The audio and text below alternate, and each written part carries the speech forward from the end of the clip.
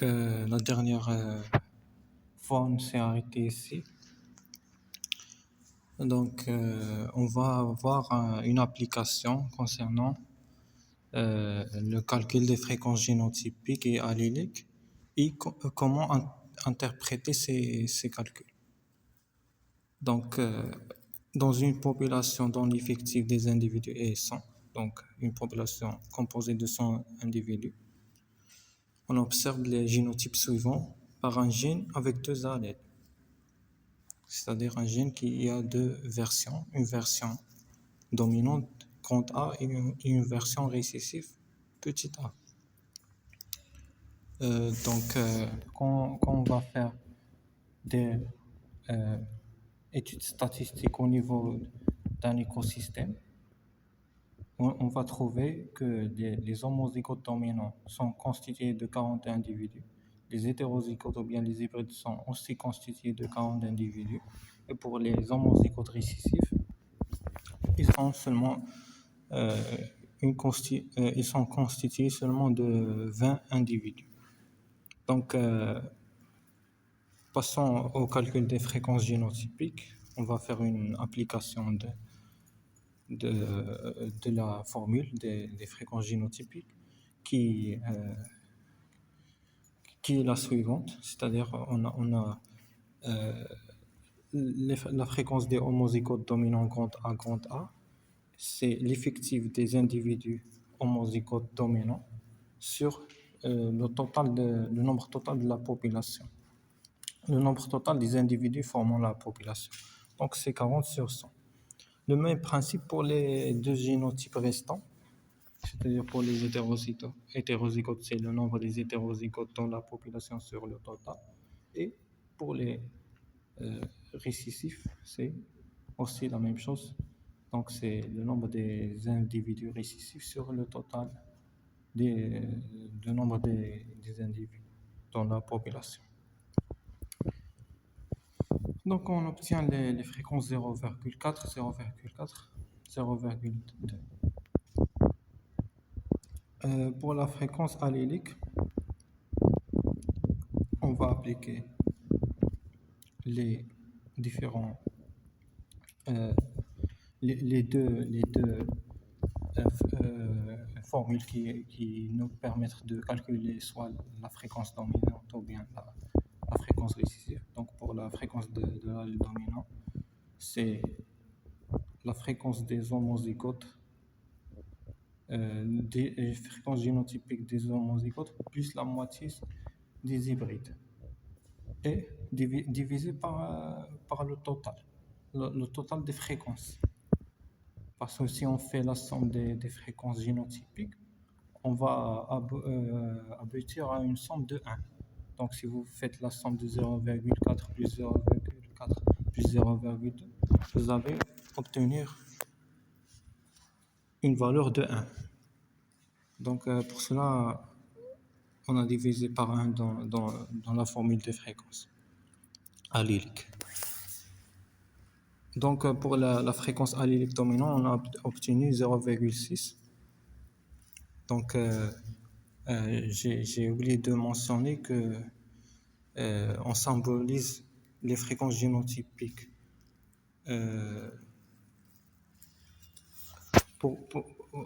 que les fréquences génotypiques, ils ont aussi d'autres symboles qui sont très utilisés au niveau des relations d'Hardy-Weinberg, notamment pour les homozygotes dominants. On les représente par P au carré. La fréquence des génotypiques des hétérozygotes, c'est 2PQ. Et pour la fréquence génotypique des récessifs homozygotes, c'est Q au carré. À propos des fréquences alléliques, il y en a deux symboles. Un qui représente la fréquence de l'allèle dominant, et ce symbole-là, c'est P. Et Q, c'est le symbole qui représente la fréquence allélique des allèles récessifs. Donc ici Si on fait la somme des fréquences alléliques, on a une valeur de 1. Ce qui, ce qui implique qu'au niveau de cette génération, ou bien de cette génération étudiée, l'équilibre Hardy-Weinberg est vérifié, mais seulement c'est un équilibre instantané. Parce que, en fait, en réalité, il n'existe pas un équilibre qui est instantané. C'est comme, c'est plutôt c'est une notion idéale, c'est une notion théorique. Donc, parce que les gènes, ils ont tendance d'être transmis d'une génération à une autre. Ils n'ont pas une caractéristique statique, c'est-à-dire ils restent bloqués dans le temps et dans l'espace. Ils se persistent dans le temps dans l'espace par le biais de la reproduction, soit sexuée, soit asexuée. Donc, euh, ce modèle mathématique de P plus Q est égal à 1, c'est seulement pour s'assurer que euh, pour déterminer ou bien pour détecter la composition allélique des populations à un instant donné, généralement une génération. Mais pour les études approfondies au niveau de la génétique de population, le calcul de P plus Q est égal à 1. Ça ne sert à rien en réalité. Ça ne sert à rien. Donc, on va passer maintenant à calculer la variation des fréquences alléliques et variation des fréquences alléliques dominants et récessifs. Parce que ces deux concepts des variations les deux concepts de la variation des fréquences alléliques dominantes et la variation des fréquences alléliques récessives, ce sont les choses qui vont nous permettre à bien de comprendre l'évolution des populations au fur et à mesure des générations et des ères, et des années, et des siècles.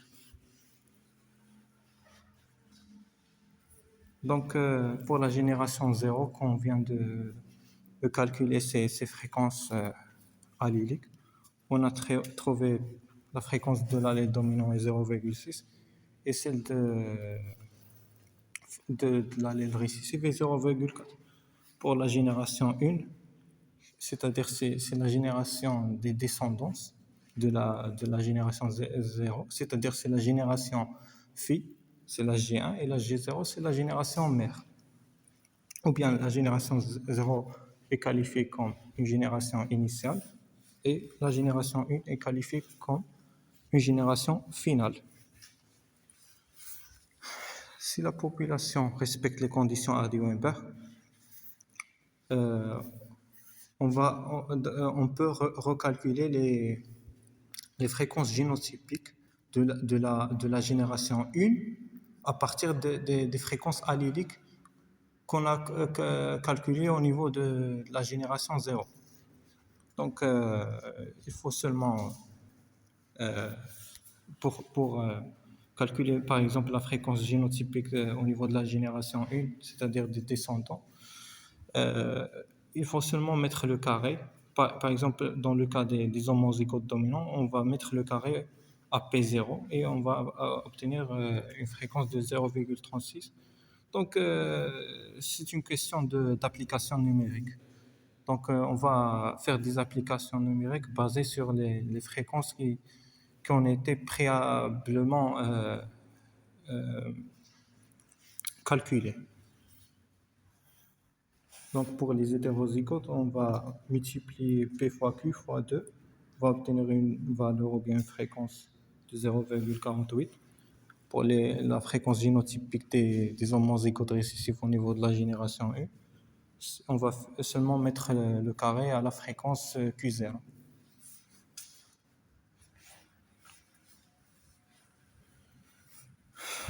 Et à partir des fréquences génotypiques qu'on a calculé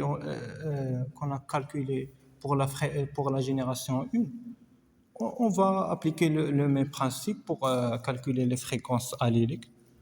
Donc, on va procéder comme suit. Donc, la fréquence de grande A, c'est-à-dire de P1 ou bien de P1, c'est équivalent à un demi, c'est-à-dire la moitié de la fréquence allélique qu'on a trouvée au niveau de la génération 1, et celle, plus celle de la fréquence des homozygotes dominants qu'on a calculé au niveau de la génération 1. Donc, si vous faites la somme, vous avez abouti à une fréquence de 0,6 pour l'allèle dominant. Et pour l'allèle récessif, vous allez avoir une fréquence de 0,4. Si on compare ces deux fréquences P1 et Q1 avec les fréquences parentales, c'est-à-dire les fréquences P0 et Q0, on va remarquer qu'il y a une ressemblance. Ce sont les mêmes fréquences, ils n'ont pas changé, ils ont resté constants. Voilà. Donc ici, au niveau de la génération 0, on a P0 est égal à 0,6 et Q0 0,4. Si on revient à cette slide-là, on a le P1 0,6 et le Q1 est de 0,4. Donc, on va procéder à calculer la variation des fréquences le long des générations étudiées. Donc, on doit calculer le delta P et le delta Q.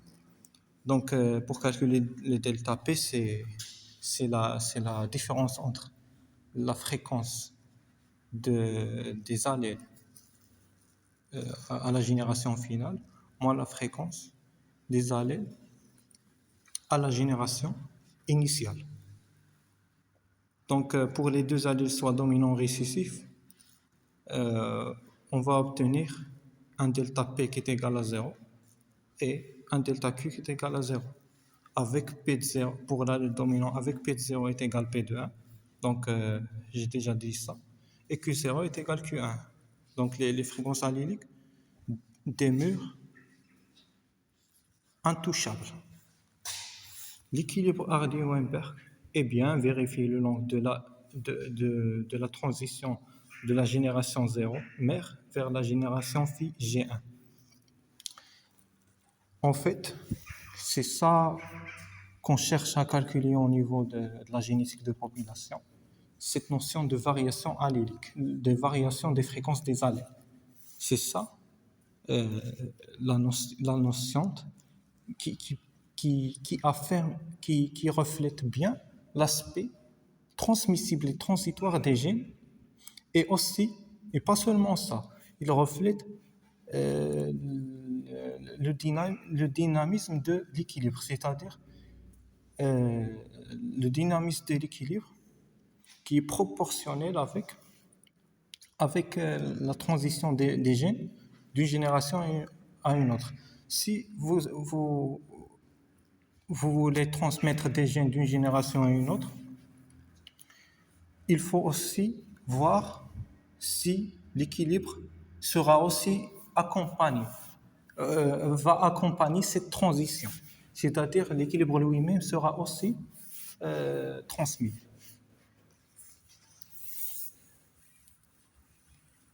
Donc, il faut aussi savoir que on ne fait pas les calculs seulement au hasard ou bien d'une manière arbitraire. Chaque calcul a une interprétation. Au niveau de la génétique des populations, les interprétations peuvent être soit biologiques, soit statistiques, soit évolutives. Donc, comme cas de figure, j'ai voulu vous présenter une interprétation évolutive des données qu'on vient de calculer. Donc, les interprétations évolutives sont les suivantes. Quand delta P et delta Q est égal à 0, les conditions d'équilibre Hardy-Weinberg sont vérifiées, l'évolution est absente et les mécanismes évolutifs sont en dynamisme négligeable après n numéro n nombre de générations. Cela veut dire que la population va rester stable du point de vue de fréquence. L'architecture des fréquences va rester stable, le nombre des individus va rester stable.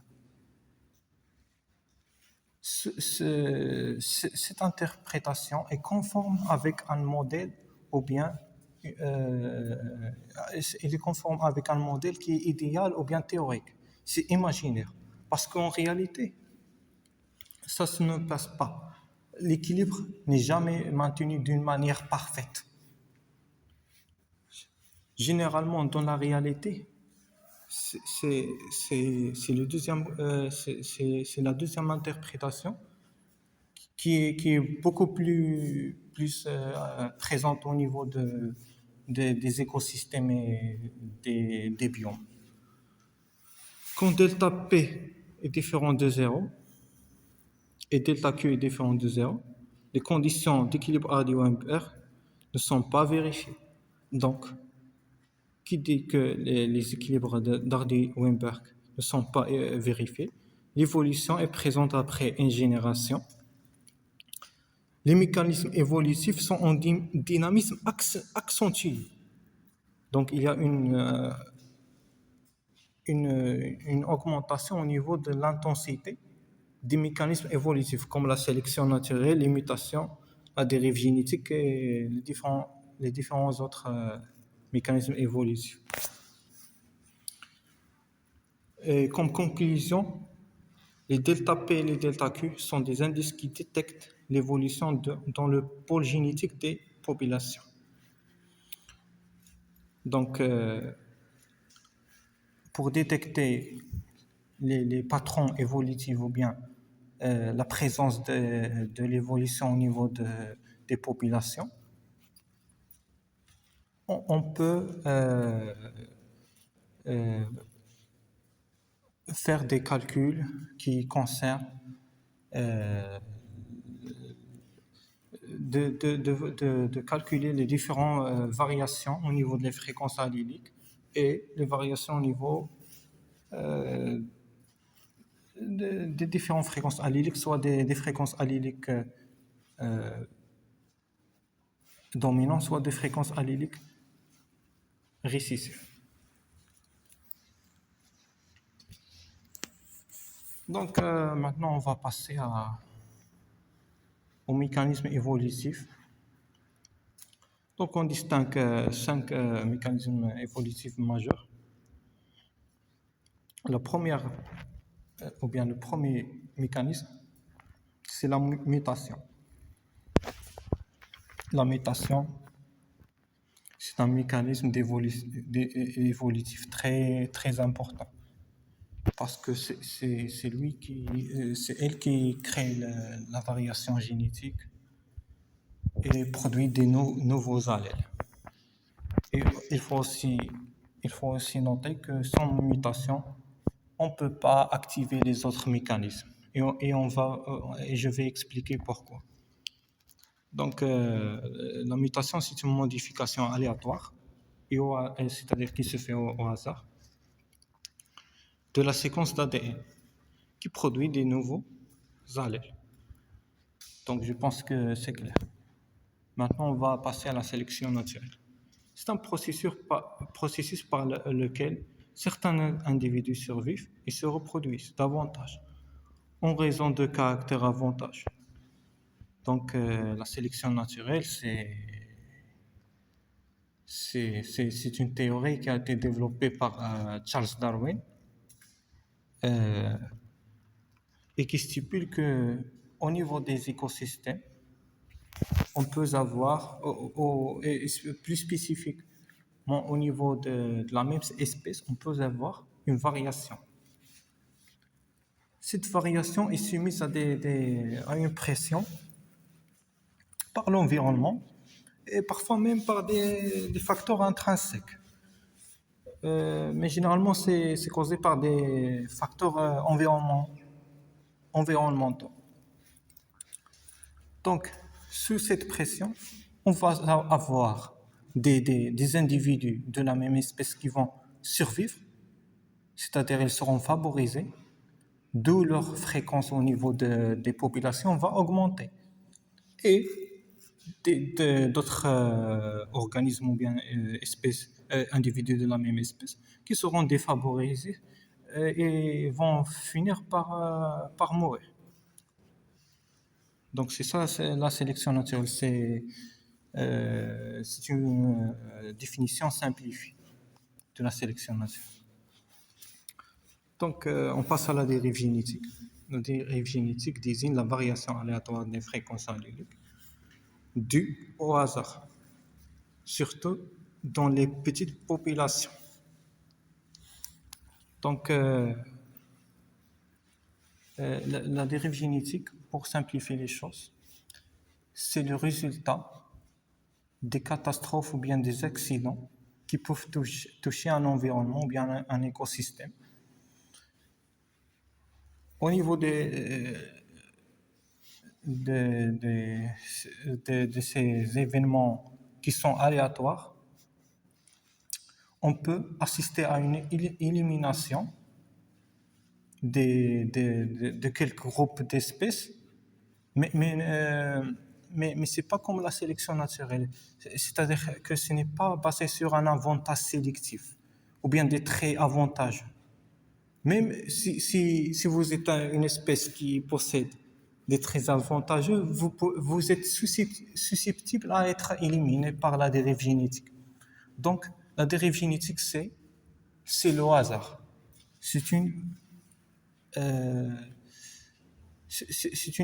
élimination de quelques groupes qui se fait de hasard. Par exemple, supposons que dans une forêt où vous avez des groupes de pigeons, des pigeons noirs et des pigeons blanches, par exemple, plutôt des pigeons gris, euh, des pigeons blanches.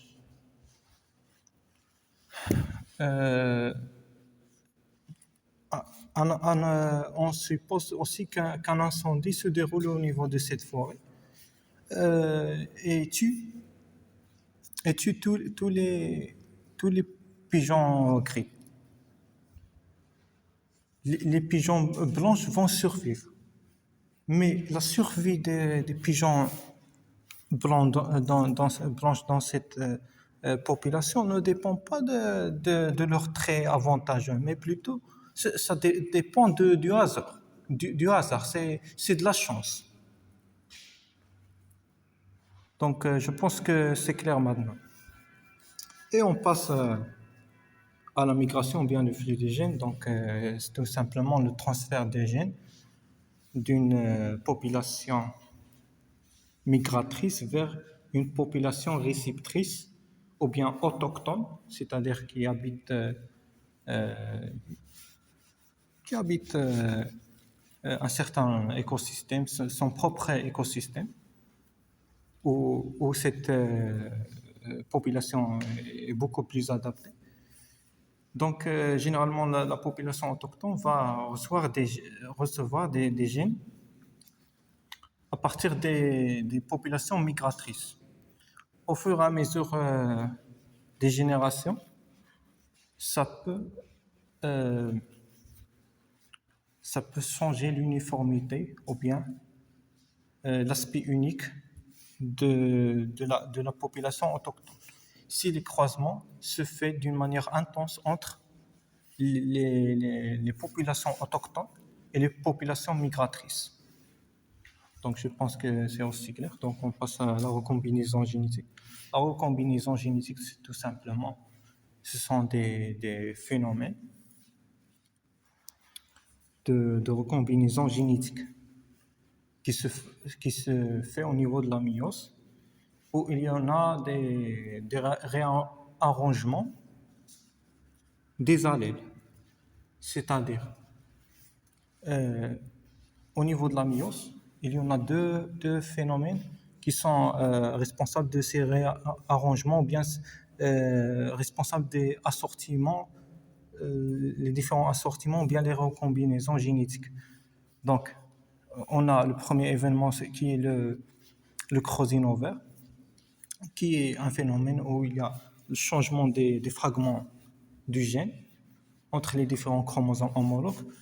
Ce phénomène-là peut induire une recombinaison. Le deuxième phénomène au niveau de la myose, c'est le phénomène de ségrégation ou bien le phénomène de la séparation aléatoire et indépendante des chromosomes. Ça peut aussi donner des cellules qui sont recombinées, mais dont les gènes sont indépendants. Donc, on passe à la slide suivante.